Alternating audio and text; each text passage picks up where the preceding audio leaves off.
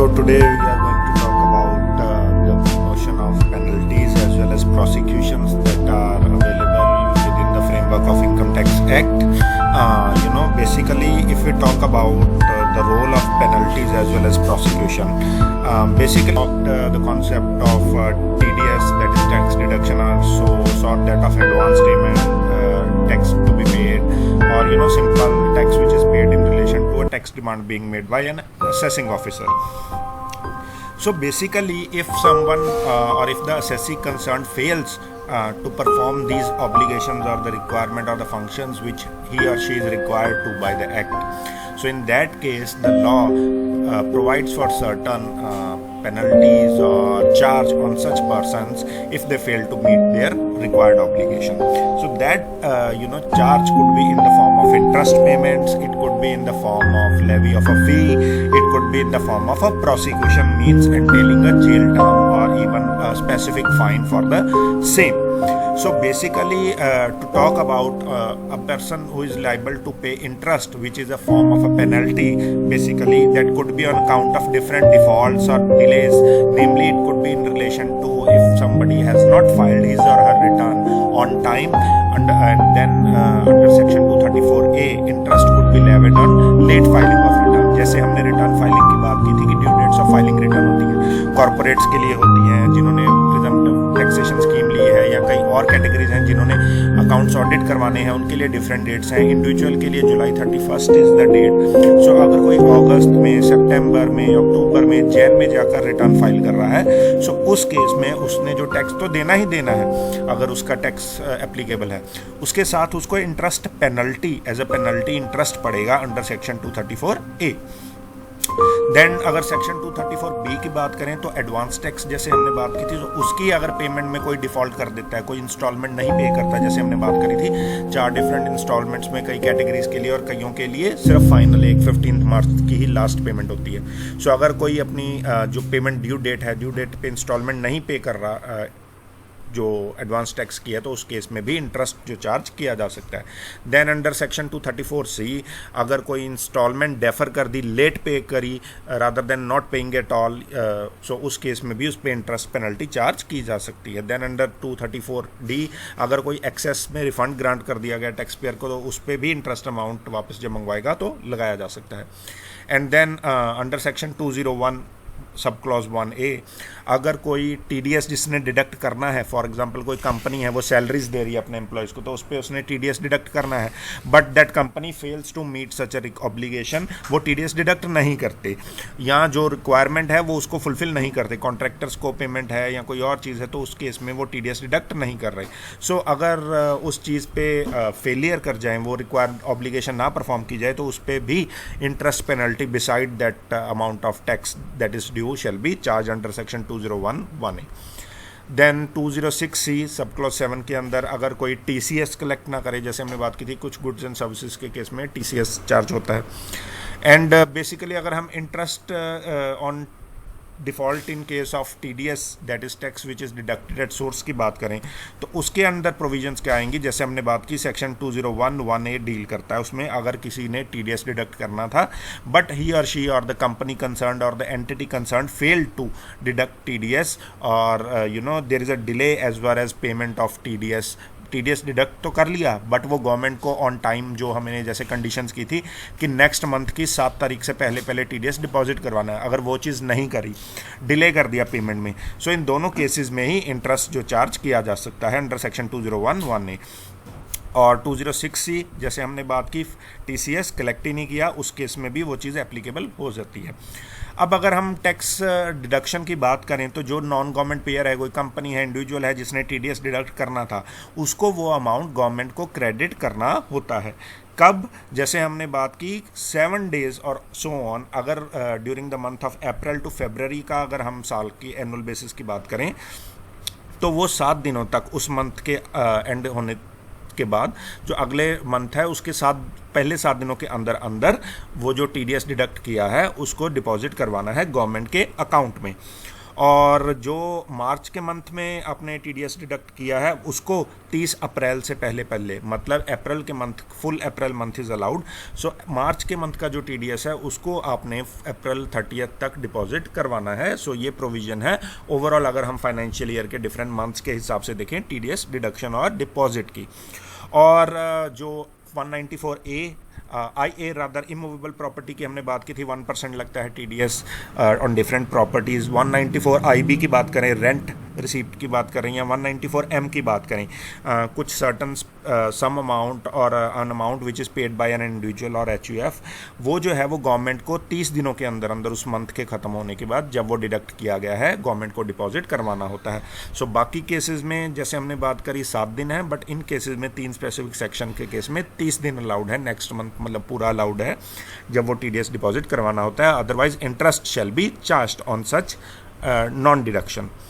So overall अगर हम बात करें, ये जो इंटरेस्ट चार्जिंग की हम बात कर रहे हैं, और ऊपर हमने सेक्शन पढ़े 234A की रिटर्न कोई लेट फाइल कर रहा है ड्यू डेट के बाद, या 234B जहाँ पर एडवांस टैक्स डिपॉजिट इंस्टॉलमेंट ही नहीं भरी कोई जो रिक्वायर्ड थी, या 234C जब इंस्टॉलमेंट लेट भरी, सो उस केस में इंटरेस्ट चार्ज होगा, अभी हमने पढ़ा। बट उसका मैकेनिज़्म क्या होगा, क्या उसका प्रोसीजर होगा, क्या क्या चीज़ें मोडेलिटीज़ होंगी, उसके बारे में देखते हैं। सो सबसे पहले अगर हम बात करें रूल 119A जो है बेसिकली वो डील करता है, वो हमें बताएगा मॉडलिटीज़ कि वो प्रोसीजर क्या होगा कि जिसके हिसाब से हम इंटरेस्ट जो है वो चार्ज किया जाएगा under section 234A। So for example एक इलस्ट्रेशन है कि अगर हमें इंटरेस्ट कंप्यूट करना है सेक्शन 234A, मतलब किसी ने रिटर्न लेट फाइल करी, ये अमाउंट है हमारे पास, ठीक है, 8,489 रुपीज़, और 3 महीनों का इंटरेस्ट चार्ज होगा, और 3 महीने और 10 दिन तक जो था वो लेट था। सो उस 3 महीने और 10 दिन हमारे पास डिलेड टेन्योर है। सो अगर हम रूल 119A की बात करें, उसके अंदर बताया गया है कि अगर एनुअल बेसिस पे है तो कैसे राउंड ऑफ करना है, मंथ बेसिस पे है तो कैसे क्या कंसीडर करना है, फ्रैक्शन ऑफ मंथ को पूरा मंथ मानना है, और कैसे सो ऑन। सो जो हम अमाउंट कैलकुलेट करेंगे कि जिस पे इंटरेस्ट लगेगा, सो उस केस में सबसे पहला रूल तो हमारे पास ये है कि कोई भी अगर 100 का फ्रैक्शन होता है, ये जो लास्ट वाले 2 डिजिट हैं उनको हम इग्नोर करते हैं, उसको हमेशा राउंड ऑफ करना है। सो ये जो 8489 रुपीज़ था, तो ये लास्ट जो 89 रुपीज़ है इसको हम इग्नोर कर देंगे और हम इसको राउंड ऑफ करके इस अमाउंट को बना देंगे स्पेसिफिकली 8400। सो 8400 हम अमाउंट कंसीडर करेंगे, उस पे हम इंटरेस्ट जो है वो चार्ज करेंगे। सो इसको अब दूसरी चीज़ क्या है, और एक रूलिंग, ये तो अमाउंट के कॉन्टेक्स्ट में हो गया कि अमाउंट के लिए क्या रूल फॉलो करना है। दूसरा हमारे पास टेन्योर है कि हमारे पास स्पेसिफिकेशन है 3 महीने और 10 दिन की टेन्योर है, सो उस पर इंटरेस्ट चार्ज करना है। अब इस केस में क्या होगा, ये जो 10 दिन का पीरियड है इसको भी राउंड ऑफ करके पूरा महीना माना जाएगा, इसको हम नीचे राउंड ऑफ नहीं करेंगे। अमाउंट को हमने नीचे राउंड ऑफ कर लिया, सो उस केस में हमने 8400 बना लिया, 8489 को 89 रुपीज़ को छोड़ दिया। बट अगर मंथ का केस है, किसी महीने में 3 महीने और 2 दिन भी होते, तो उस केस में भी हम उसको 4 महीने कंसिडर करेंगे। सो अगर नंबर ऑफ डेज हैं, फ्रैक्शन ऑफ अ मंथ है, तो उसको भी पूरे का पूरा मंथ कंसिडर किया जाएगा। सो इंटरेस्ट जो कंप्यूट किया जाएगा 3 महीने 10 दिन के लिए नहीं किया जाएगा, अब वो इंटरेस्ट 4 महीने के लिए कैलकुलेट किया जाएगा। So these are the basics of computation of interest under these different 3 sections. अब अगर रेट ऑफ इंटरेस्ट की बात करें तो सेक्शन 234B कहता है कि अगर कोई पेमेंट एडवांस टैक्स की करनी थी और वो नहीं की, सो उस केस में 1% के हिसाब से, सिंपल इंटरेस्ट के हिसाब से वो जो है इंटरेस्ट पेनल्टी चार्ज होगी उतने अमाउंट पे जो अमाउंट एडवांस टैक्स का पे नहीं किया। अगर कुछ अमाउंट पे किया और बाकी नहीं पे किया, तो जो डिफरेंशियल अमाउंट है, जितना अनपेड है, सिर्फ उसी पे ही इंटरेस्ट पेनल्टी लगेगी, सारे के सारे अमाउंट पर नहीं लगेगी। और जो नेचर ऑफ इंटरेस्ट, किस तरह का इंटरेस्ट होगा, ये एक सिंपल इंटरेस्ट होगा, ओवरऑल कंपाउंडिंग नहीं करनी है। So basically tax payer is liable to pay simple interest at the rate of 1% for each month of default.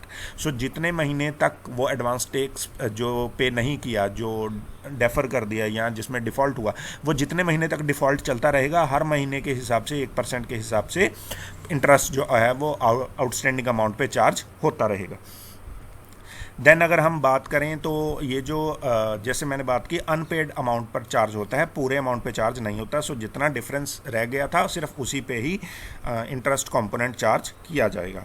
Then अगर हम बात करें कि इंटरेस्ट अमाउंट शुरू कब से होगा चार्ज करना, तो जो असेसमेंट ईयर शुरू होता है जिस डेट को 1 अप्रैल को, तो उस डेट से जो इंटरेस्ट पेनल्टी चार्ज करनी शुरू की जाएगी, not from the specific financial year only, कि जब वो एडवांस टैक्स पे कर रहा है। सो जो इंटरेस्ट अमाउंट शुरू होगा, इंटरेस्ट पेनल्टी लगनी, वो असेसमेंट ईयर की शुरुआत से शुरू होगी 1 अप्रैल से, और तब तक चलती रहेगी, either until the income has been completely determined under section 143(1) जो हमने असेसमेंट करी थी, या रेगुलर असेसमेंट, जो दोनों में से जो भी पहले हो जाए। सो उतनी देर तक अगर डिफ़ॉल्ट है तो वो इंटरेस्ट पेनल्टी चार्ज होगी।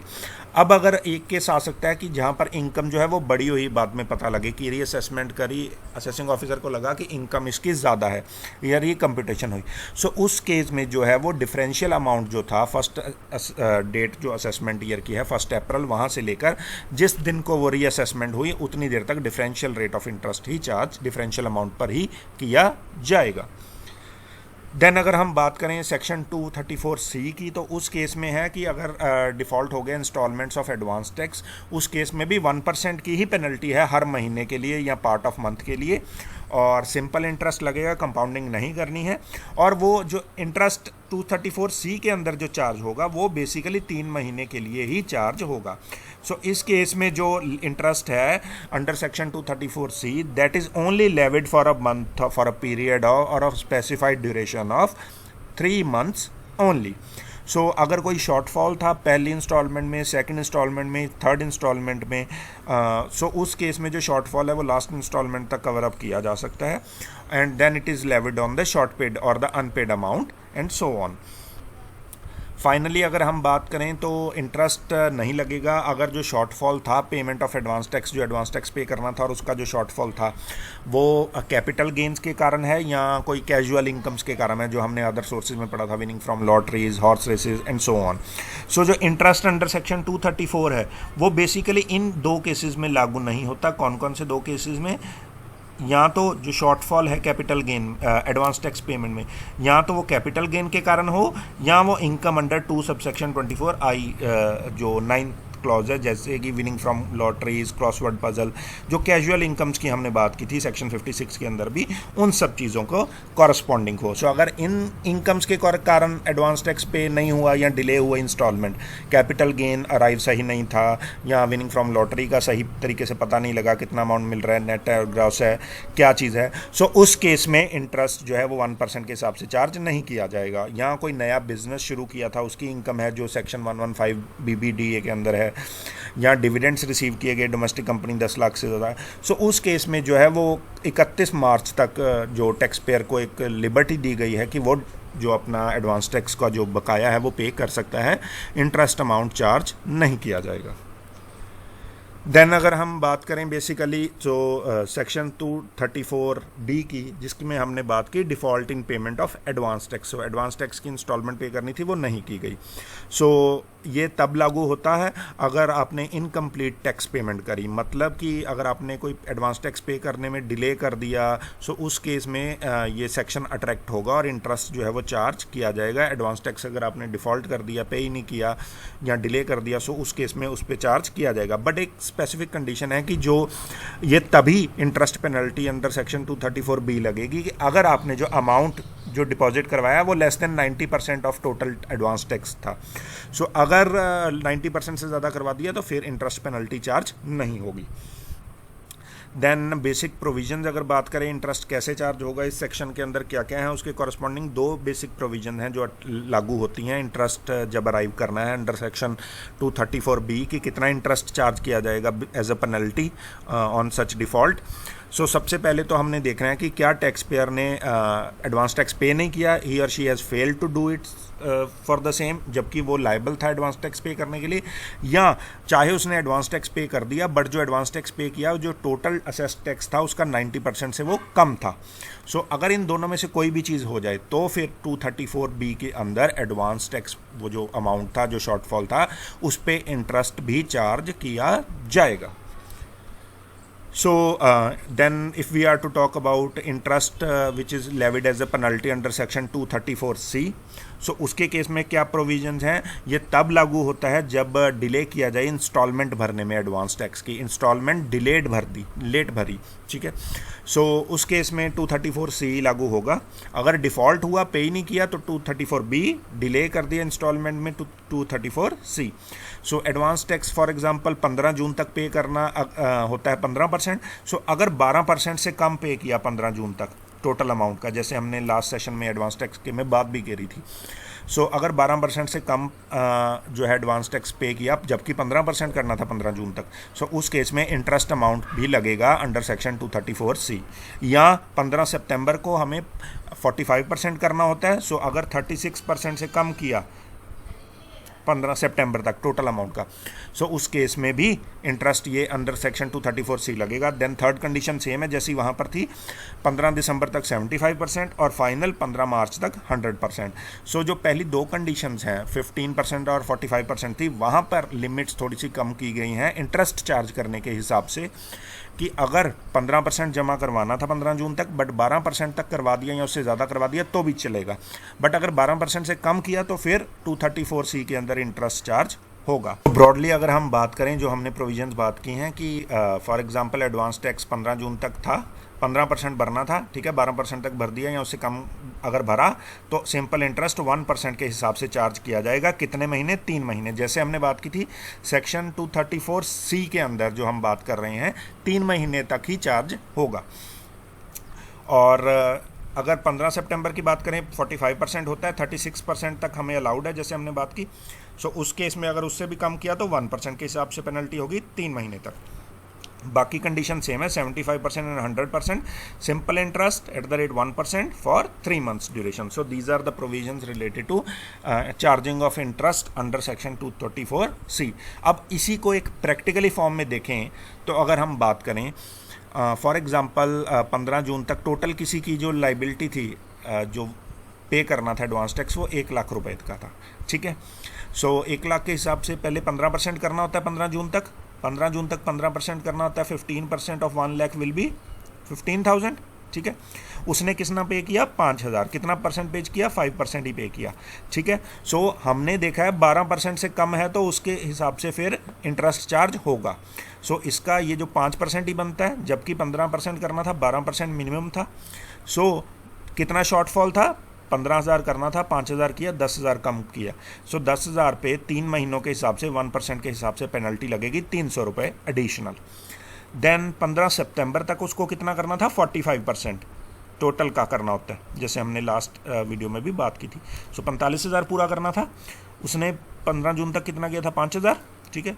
और पे उसने कब कितना किया? 25,000 टोटल मिलाकर, पीछे वाला भी 5,000 और 20,000 इस ड्यूरेशन में पे कर दिया इस क्वार्टर में।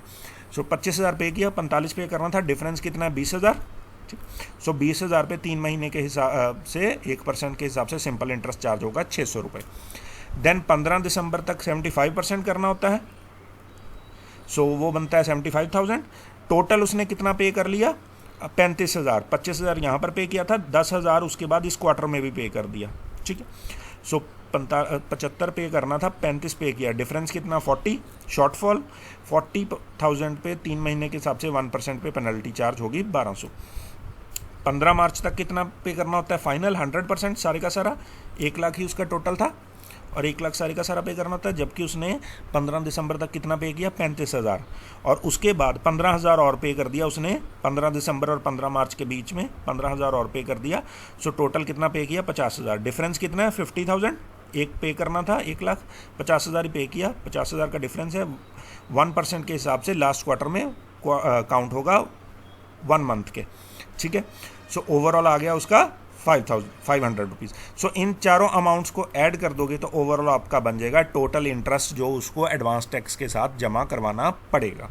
और अगर वो 31 मार्च के बाद एडवांस टैक्स फिर भी जमा नहीं कराता तो फिर जो हमने बात की 234B के अंदर भी उसको असेसमेंट ईयर में इंटरेस्ट अमाउंट चार्ज किया जाएगा।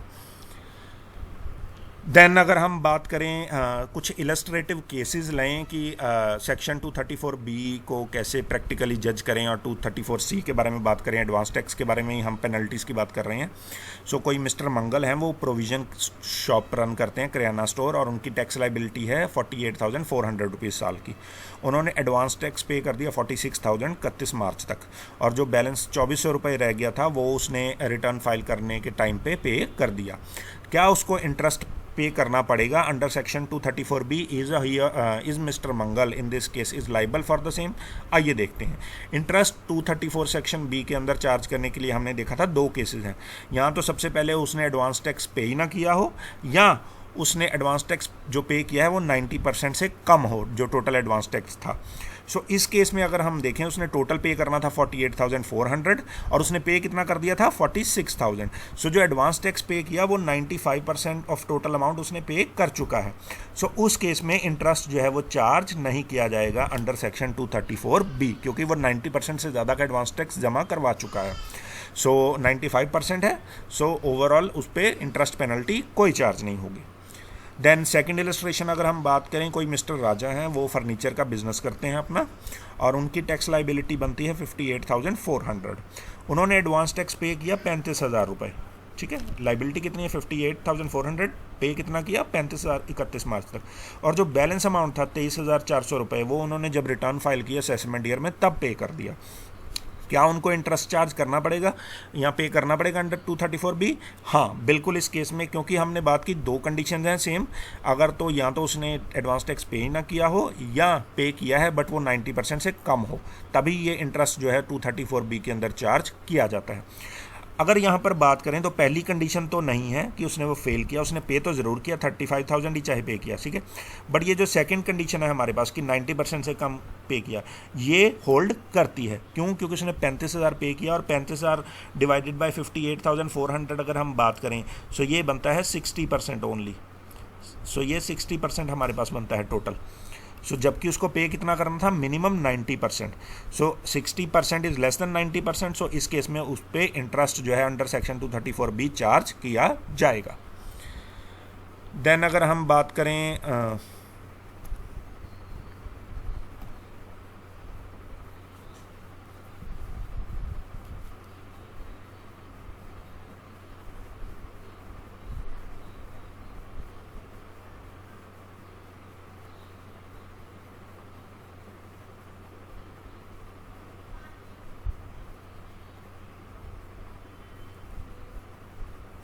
हाँ, देन अगर हम बात करें सेक्शन 234C के अंदर, सो जिसके बारे में हमने बात की डिले इंस्टॉलमेंट्स एडवांस टैक्स की पे करने में। सो कोई मिस्टर कुशल हैं, वो गारमेंट्स की उनका शॉप है, और उनकी टैक्स लाइबिलिटी साल की बनती है जो टोटल 45,500 रुपये। उन्होंने एडवांस टैक्स पे किया, बट किस तरीके से पे किया, 8,000 पे कर दिया 15 जून तक, और 15 सितंबर को 11,000, और 15 दिसंबर को 12, और फाइनली 14,500 रुपये 15 मार्च तक। सो उसने प्रिजम्पटिव टैक्सेशन स्कीम ऑप्ट नहीं की हुई, वो नॉर्मल उसकी असेसमेंट होती है मिस्टर कुशल की। सो क्या उसको इंटरेस्ट पे करना पड़ेगा under section 234C?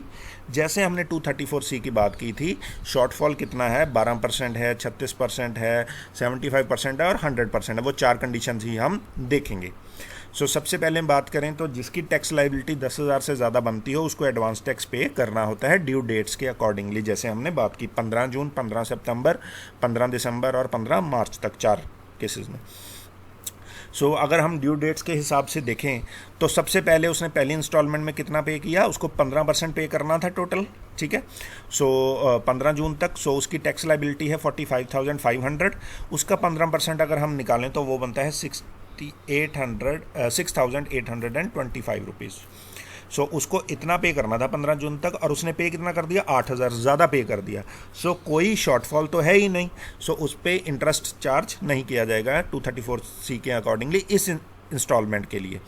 Second quarter की बात करें, सेकंड इंस्टॉलमेंट में 45% तक करना होता है, ठीक है। यहाँ 36% जैसे हमने कहा मिनिमम होना चाहिए, ठीक। सो टोटल टैक्स कितना था, 45,500 रुपये ही है, ठीक है। सो उसका 45% कितना बनता है, 20,475 रुपये। और उसको इतना टोटल अमाउंट 15 सितंबर तक पे करना था। उसने 8,000 पहले ही पे कर चुका है वो जून वाले क्वार्टर में, ठीक है। और अब उसने कितना पे कर दिया, 11,000। टोटल कितना हो गया, 11 + 8 19,000, जो उसको 15 सितंबर तक पे किया उसने, ठीक है। और पे कितना करना था, 20,475 रुपये, जो 45% बनता है ओरिजिनल अमाउंट का, ठीक है। सो शॉर्टफॉल कितना आ गया, 1,475 रुपये कम पे किया उसने। 20,475 पे करना था, जबकि 8,000 15 जून तक किया था और 11,000 15 सितंबर को किया था। सो टोटल किया 19,000। सो 1,475 रुपये शॉर्टफॉल पेमेंट की। हालांकि अगर हम बात करें तो इंटरेस्ट जो है इस अमाउंट पर भी नहीं लगेगा। क्यों? क्योंकि हमने बात की मिनिमम 36% तक पे किया गया हो। 45% चाहिए, पर 36% से कम हो तभी इंटरेस्ट लगेगा, अदरवाइज नहीं लगेगा। तो अगर हम टोटल बात करें तो जो ये 45,500 का अगर हम अमाउंट निकालें, जो 19,000 उसने बनाया, ये 36% से ज़्यादा ही आता है, क्योंकि 45% इतना अमाउंट बन रहा है। सो ये हमें एक देख के ही आइडिया पता चल गया कि ये अप्रॉक्सीमेटली 36% से ज़्यादा ही है। सो उस केस में जब उसने 36% से ज़्यादा भर दिया, चाहे 45 पूरा नहीं भरा 45%, तो उस पर इंटरेस्ट चार्ज नहीं किया जाएगा। 36% कितना अराइव होता है, 36% बनता है 16,380, जबकि उसने 19,000 पे कर दिया है। So no interest shall be charge for this quarter as well. Second installment. तीसरी इंस्टॉलमेंट की बात करें तो 75% टोटल का पे करना होता है। 45,500 टोटल है, उसका 75% बात करें तो 34,125 रुपये बनता है, ठीक है। और 8,000 पहली बार उसने पे किया था 15 जून को, 11,000 बाद में, 19,000 पे कर चुका है। और 15 दिसंबर को उसने 12,000 और पे किया। सो टोटल कितना हो गया, टोटल 19,000 और 12,000 31,000 हो गया, ठीक है, जो उसने पे किया है। जबकि अगर हम 75,000 निकालें तो वो बनता है 34,125 रुपये। सो शॉर्टफॉल कितना आ गया, शॉर्टफॉल हमारे पास आ गया 3,125 रुपये का। सो अगर हम देखें शॉर्टफॉल 75% में पूरा 75% ही है, यहाँ पर 12% या 36% नहीं है जैसे इन केसेस में था। इन केसेस में जैसे था कि मिनिमम 12% हो, चाहिए 15% ही, और यहाँ पर था मिनिमम 36% हो, चाहिए 45% तक, ठीक। सो यहाँ पर 75% ही एग्जैक्ट है। सो उसका शॉर्टफॉल है 34,125 बनता था, जबकि उसने टोटल 31,000 पे किया। सो शॉर्टफॉल है। सो इस केस में उसको इंटरेस्ट चार्ज होगा 3 महीने के लिए 234C के अंदर इस इंस्टॉलमेंट पे, दिसंबर वाली पे। देन फाइनली बात करें तो 15 मार्च तक सारे का सारा 45,500 उसको डिपॉजिट करवाना था। सो 15 मार्च को उसने 14,500 रुपये जमा करवा दिए। पहले 8,000 थे, फिर 11,000, फिर 12,000 और 14,500। सो इन सबको अगर हम मिला लें, सो इस केस में कोई शॉर्टफॉल नहीं बनती, टोटल अमाउंट कंप्लीट हो जाता है। सो इस केस में भी, लास्ट इंस्टॉलमेंट में भी उसको कोई इंटरेस्ट चार्ज नहीं होगा। सिर्फ कहाँ इंटरेस्ट चार्ज हो रहा है, इंटरेस्ट सिर्फ इस केस में ही उसको चार्ज हो रहा है जहाँ पर उसको 75% पे करना था इतना अमाउंट, जबकि उसने पे किया 31,000, जितने का शॉर्टफॉल था। सो इस पे 3 महीने के हिसाब से 1% के हिसाब से इंटरेस्ट पेनल्टी चार्ज की जाएगी। सो अगर हम बात करें 3,125 रुपये थर्ड इंस्टॉलमेंट थी, यहाँ पर शॉर्टफॉल हुआ था। सो अंडर सेक्शन 234C इस पे इंटरेस्ट चार्ज किया जाएगा 1% के हिसाब से 3 महीनों के लिए, टोटल अगर जितना शॉर्टफॉल था। सो टोटल इसको अगर हम कैलकुलेट करेंगे तो हमारे पास अमाउंट आएगा, फाइनल अमाउंट जो चार्ज किया जाएगा as an interest ₹93। So 93 rupees जो है वो इंटरेस्ट अमाउंट उसको एडवांस टैक्स के साथ जो है वो देना पड़ेगा इस केस में।